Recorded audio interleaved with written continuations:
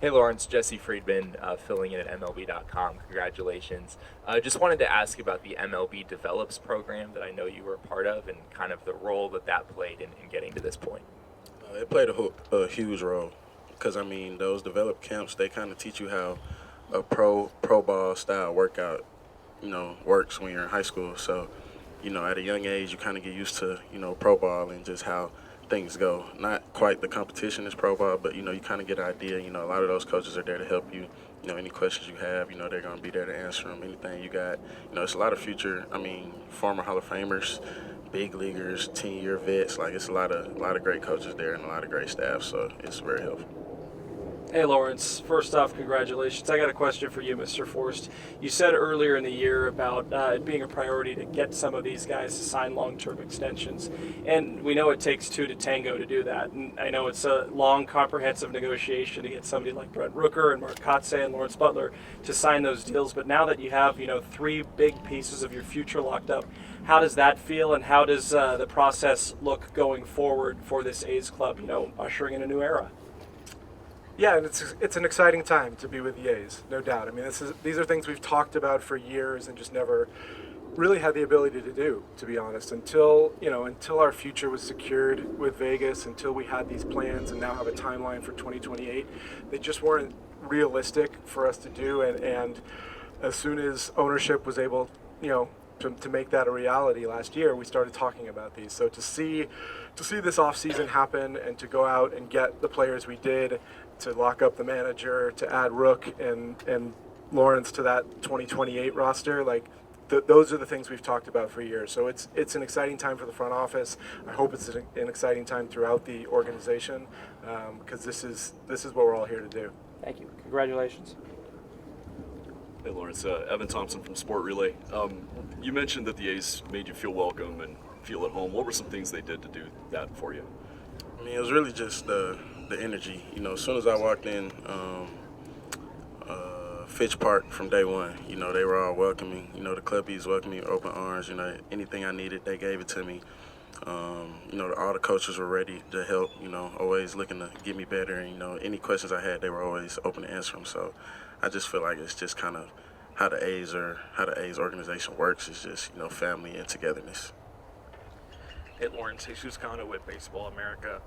You're big on community, always throwing up the fours. There's probably a lot of kids that look up to you and have, dreams of making it the way you're doing. What message do you have to them, for the kids that come from the same background as you? Anything is possible. If you really believe in your dream and really work hard to whatever you want to achieve, you can achieve it. And it's just, I feel like I'm just a great example of, just work hard, put your head down, don't listen to outside noise.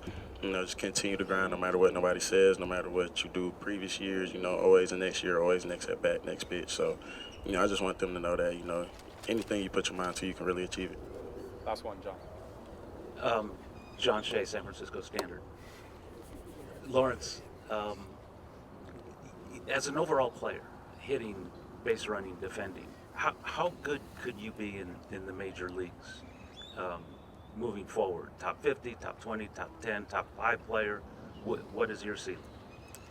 There is no ceiling, to be honest. So, I feel like if I put the work in every day, daily, which I've been doing, continue to work hard, grind, and, just continue to come to the field every day and put in the work, sky's the limit. There's no ceiling for, any player on this roster or any player on this team, because, we're all working for the same goal, which is to win World Series and, win a lot of games. So, I feel like if we all combine our talents and, we just keep working, the sky's the limit for the whole organization. And you've spoke fondly of playing in Oakland in the past, playing at the Coliseum, and that's no longer a thing. But what could you say for the city of Oakland right now, the fans who supported you?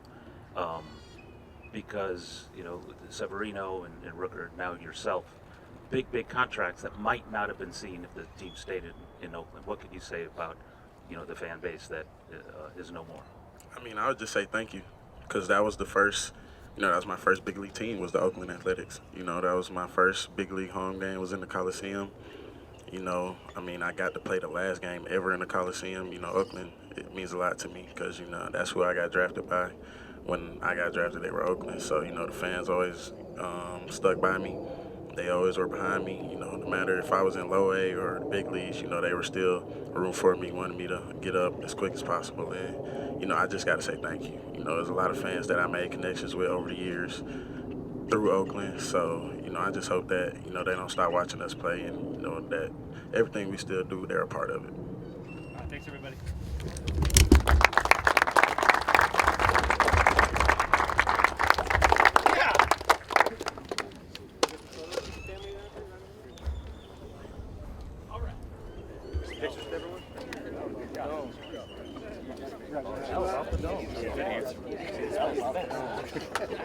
I'll get some pictures with everyone.